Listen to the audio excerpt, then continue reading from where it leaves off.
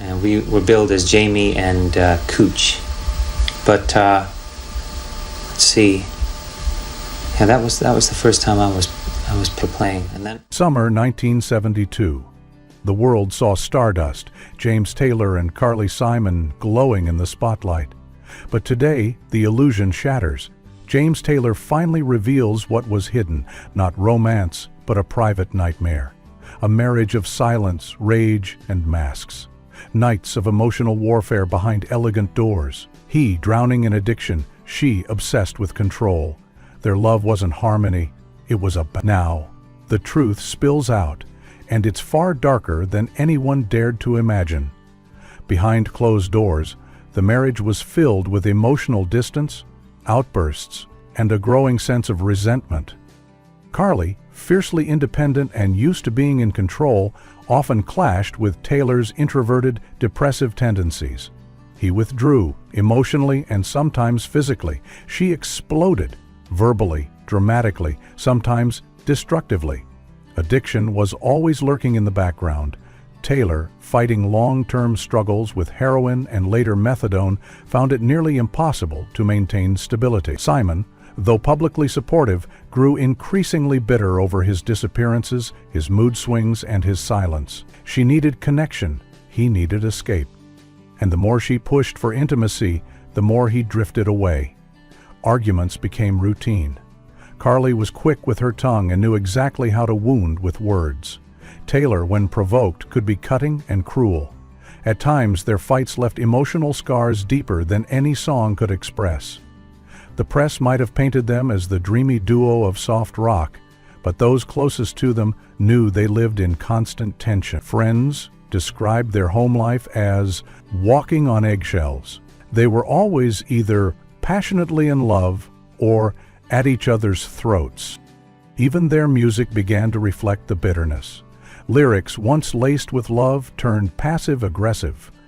Fans speculated, but neither spoke, until now. Taylor's recent reflections have confirmed what many suspected.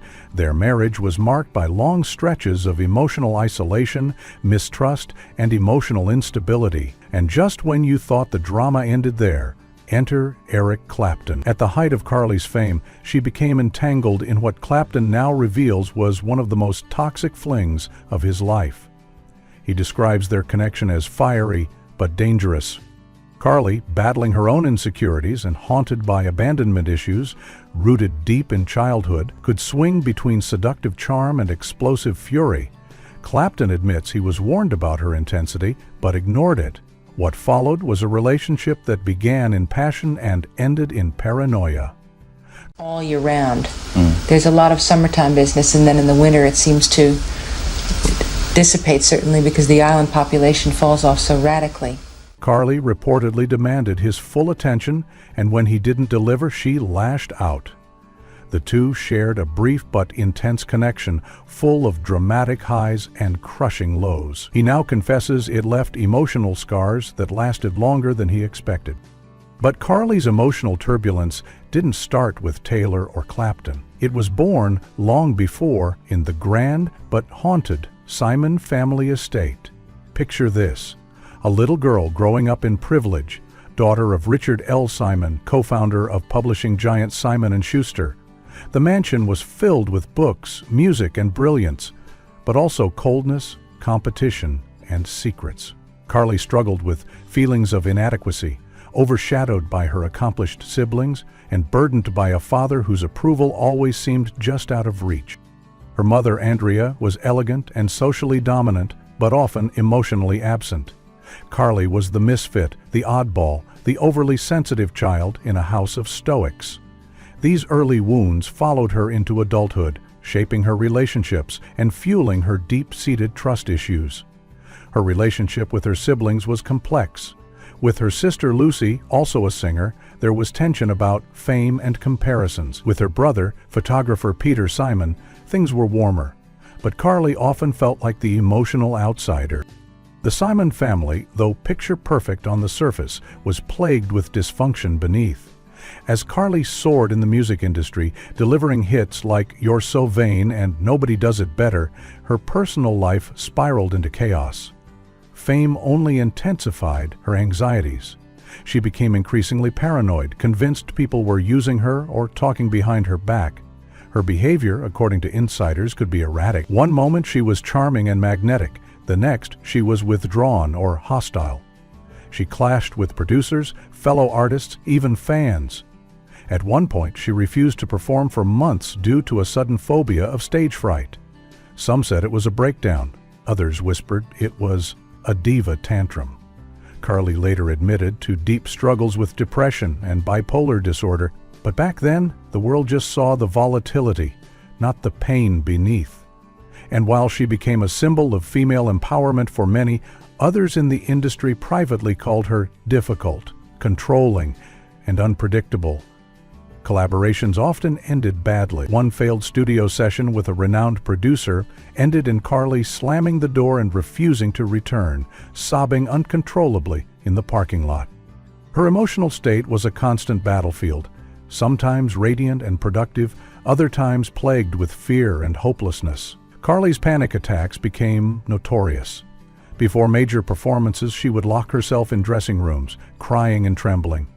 Assistants reported her pacing for hours, unable to step on stage.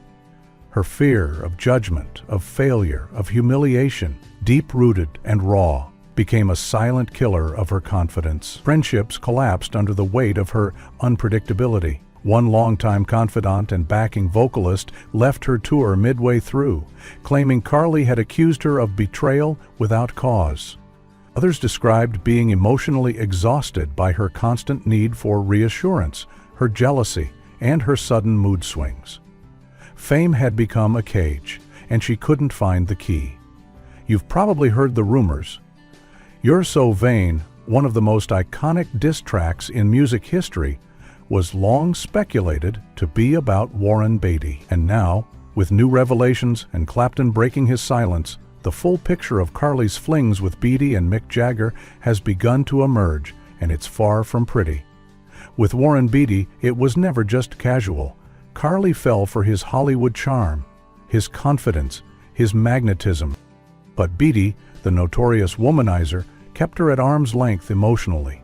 Their chemistry was undeniable, but so was the dysfunction. Carly reportedly craved exclusivity and affection, things Beatty was incapable of offering. They would spend glamorous evenings together, only to have furious arguments backstage or at private parties. One night, she supposedly stormed out of a hotel suite, barefoot and crying, after catching him flirting openly with another actress. The humiliation burned deep. She later admitted to close friends that the affair left her feeling used and disposable. Beatty moved on easily. Carly didn't. For years, she carried the emotional wreckage from that relationship into her music and her next romances. Then came Mick Jagger. Their connection was electric, chaotic, and drenched in sexual tension. Jagger even sang backup on You're So Vain, blurring the lines between friend, collaborator, and something more. Carly, fascinated by his swagger and charisma, was drawn in fast. But their dynamic quickly became turbulent. Jagger's flirtatious nature and unpredictable moods clashed with Carly's need for loyalty and depth. At one point, they reportedly had a screaming match in a London studio over his lack of respect during a recording session. Carly accused him of treating her like a novelty act. Jagger retorted by mocking her emotional outbursts. Their creative partnership dissolved, and any romantic flame was quickly extinguished under the weight of bruised egos and mutual disrespect. Both Beatty and Jagger walked away from Carly with their careers untarnished. Carly, on the other hand, was left with heartbreak, lingering bitterness, and an evolving public image as a volatile and wounded diva.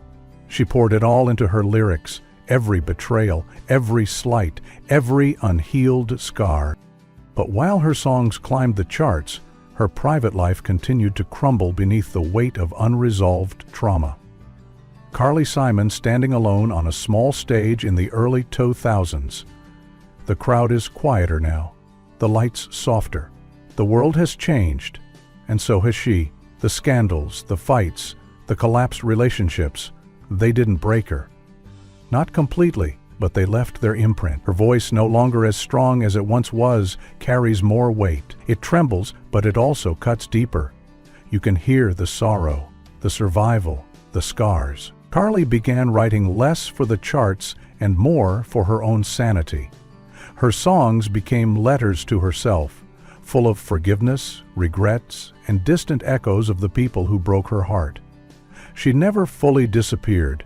She released memoirs, revisited old tracks, and took control of her narrative. Her mental health struggles became part of her story, not something to hide. Carly Simon, the woman once feared in recording studios and whispered about in tabloids, became a symbol of messy, brilliant survival.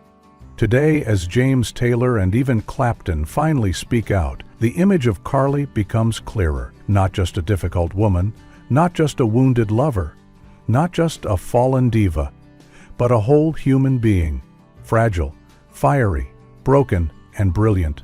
Her legacy is a contradiction, and maybe that's the point. Carly Simon never played it safe, never followed the rules, and never pretended to be anyone she wasn't. She paid the price for it. But she also carved out a space no one else could occupy, one where pain and poetry, chaos and craft could all live side by side. This wasn't just the story of a marriage or a few scandalous affairs. It was the long, hard battle of a woman trying to stay true to herself, in a world that was constantly trying to silence her. And somehow, despite it all, she won.